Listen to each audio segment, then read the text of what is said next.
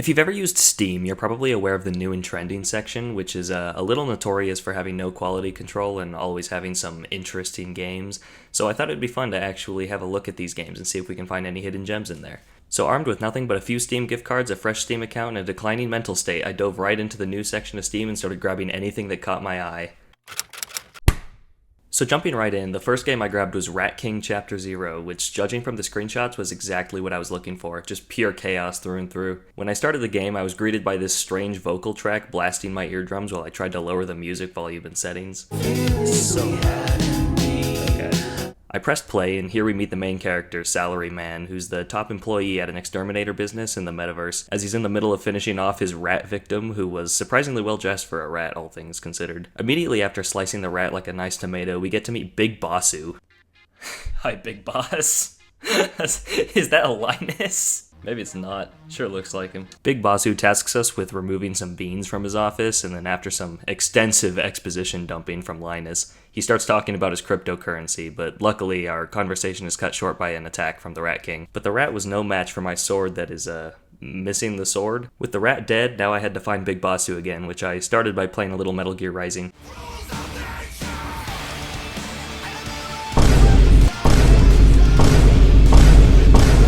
Also, it turns out my sword is actually alive and is secretly just a blurry PNG of Satan. The scene ends with Salaryman adding the sword as a dependent on his taxes. Finally, with my taxes less lonely, it's time to actually play the game. Our first real enemy of the game is this happy mushroom. I tried to communicate with it, but I'm not fluent in mushroom, so we're resorting to violence. But first, Blurry Satan spends several minutes explaining the HUD to me. At this point, I've spent nearly 20 minutes just reading text boxes, so I was very ready for some real gameplay. How much does it say?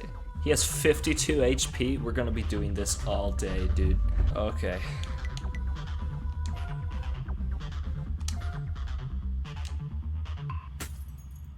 Yeah, no, the gameplay is awful. You just take turns hitting each other for almost no damage until the mushroom that bites back is dead. The tutorial fight lasted 8 full minutes. But luckily, right after that, Blurry Satan explains the pause menu to you for another 8 full minutes, and that's when I quit the game. While the characters were sometimes entertaining and the game is ridiculous and stupid in a good way, it just has way too much monologuing. If the combat was ironed out a little bit, I can see myself enjoying it for the wacky ideas in writing, but as it is, I just don't have the patience for this game. For now, it's a 3 on my scale, but I think it has potential, and I'll definitely try the full release when it's finished.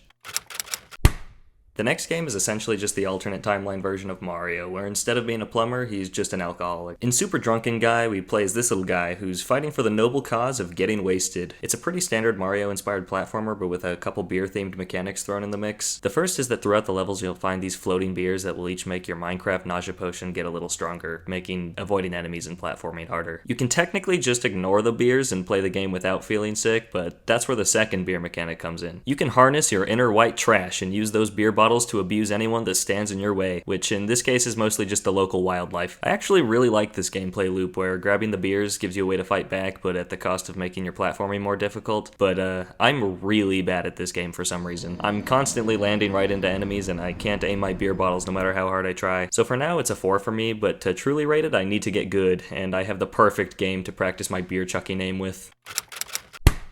This entire game is gonna need to be blurred out. Aim Sex is an aim trainer that's completely themed around lewd anime girls, and when I saw that in the new section of Steam, I was imagining something like a real aim trainer, except that it would have you practicing your aim by blasting waifus instead of the usual balls or squares. So you can imagine my disappointment when I launched the game and learned that actually, this game doesn't even have camera control. You just click on targets by moving your mouse cursor around the screen to them. And also, yeah, you still shoot regular targets. The waifu is actually just a JPEG in the background while you click on circles. It's basically just like playing the aim training bit on the Human Benchmark website, except if there was tits in the background. I don't know why I expected it to be anything but the lowest effort trash made to attract gooners, but it's getting a 0 out of 10. However, I played this game to get good, so it was time to check the results of my rigorous training. So I booted up Super Drunken Guy one more time. And it worked. I was the John Wick of alcoholism. The snails never stood a chance against the barrage of my now perfectly accurate beer strikes. So, I think Aim Sex deserves a little more respect. It can have a 2. ChatBBT is a game where you talk to a chatbot that's a baby, and it was so bad I gave up on it after 15 minutes. That's all there is to say about it, really. The only fun I got out of it was seeing how quickly I could click the new chat button. Also, the top review on Steam claims the dev is a pedo, and several others imply it has a bunch of flashing lights. I never got far enough to see any of that, but it sounds like I wasn't missing out on much. 1 out of 10. We're finally reaching something pretty good here. This is the first game that seems to have had real effort put into making something unique and fun. Wizard Combat is a PvP game where you use spells, flying broomsticks, and scrolls to fight to the death, and the darkest game I've ever witnessed. I've tried to just crank up the brightness of my monitor and I still can't see. The idea is solid, and given that it's free and has no microtransactions, it's good fun for a little bit with some friends, but I will say it could use some sort of tutorial. I spent most of our playtime trying to figure out how the game works in between the various weird glitches that made playing a little hard. I tried to switch to the snipe, but I am stuck zoomed in now. That's a cool glitch. Overall, I think it's got solid potential. My main complaint is really just that the movement and spells feel a little slow and clunky for my taste, but it can definitely be a good time. I'll give it a 5 out of 10, but with some patches and tweaks, I can see it being a 6 or even a 7. This is the last game, and it's by far the one I'm most excited for. It's called Squirrel Stapler, and the description on Steam just says hunt squirrels, staple them to a corpse, and meet God. I start the game and see the title screen, and my god, it's beautiful. My favorite detail is the background music that's only like 6 seconds long and loops very abruptly.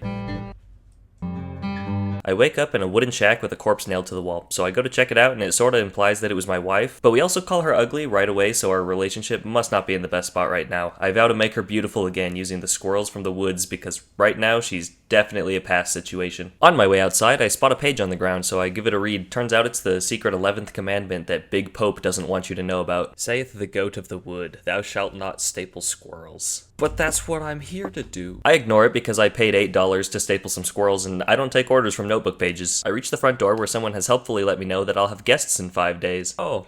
In 5 days, God is coming. Oh, good. Walking out into the beautiful forest, I'm given a gun and a task to kill 5 innocent little guys. Luckily, one was already just dead at my house, so only 4 to go. The rest of the day was pretty relaxed. I explored the area and shot squirrels along the way. I couldn't wait to go show my wife the squirrels I got for her. Staple the squirrels to your beloved.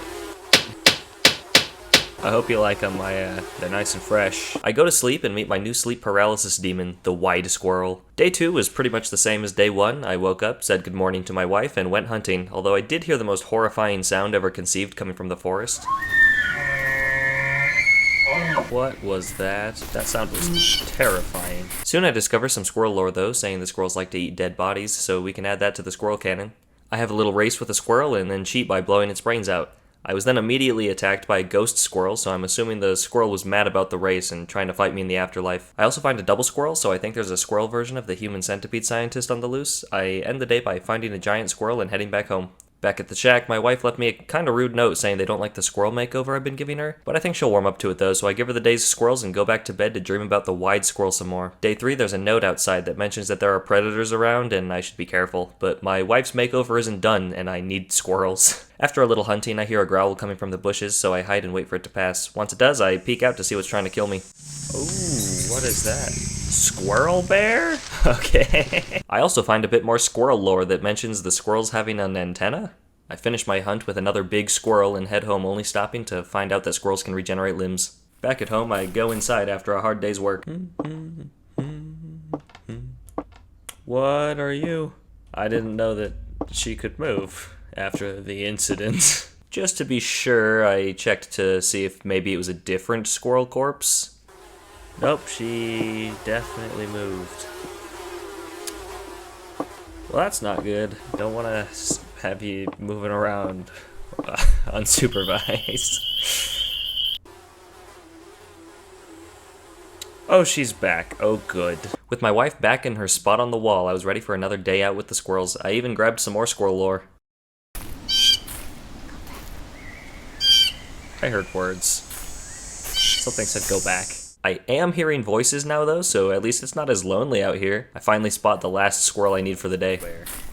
Whoa! She must have heard me saying that I was lonely out here and thought she'd tag along, which is really nice of her, but I was worried she might get lost, so I walked back to the house backwards so I didn't have to take my eyes off of her. Luckily, she made it back safely in time for her to receive her daily dose of squirrels. Alright, it's the last day. God will be here any minute, and I still have lots of squirrels I gotta staple to my wife. But first, I go read a little prophecy. The stapler will become the stapled. Uh-oh. Outside, I immediately run into a squirrel bear, which I bravely shoot in the face while trying to hide under a rock. Upon picking up the last squirrel, an ominous countdown clock starts ticking. I start running for my house so I can finish my wife's makeover before God arrives, but on the way I start hearing loud chanting saying God is coming. No. There's chanting. Oh no. I reach the door of my house, but I'm locked out. I have no other options. I run into the woods hoping to find somewhere to hide.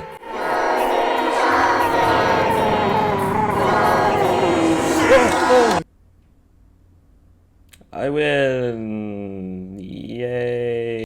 Squirrel Stapler is a great game. It has a unique style, engaging gameplay, and keeps you on edge for the entire experience. It's only about an hour long, but it's kind of refreshing that you can experience a whole game in less time than watching a movie. Damage fear is great, and the jump scares from spawning things behind you got me pretty good both times. I give Squirrel Stapler an 8 out of 10. I would recommend you play it, but I already spoiled the entire thing, so I'd like to actually recommend Iron Lung instead. It's from the same developer, and it nails atmosphere and suspense like no other game I've seen. Thanks for watching. I'll include links to all the games in the description, except probably aim sex, because I don't think YouTube would like that.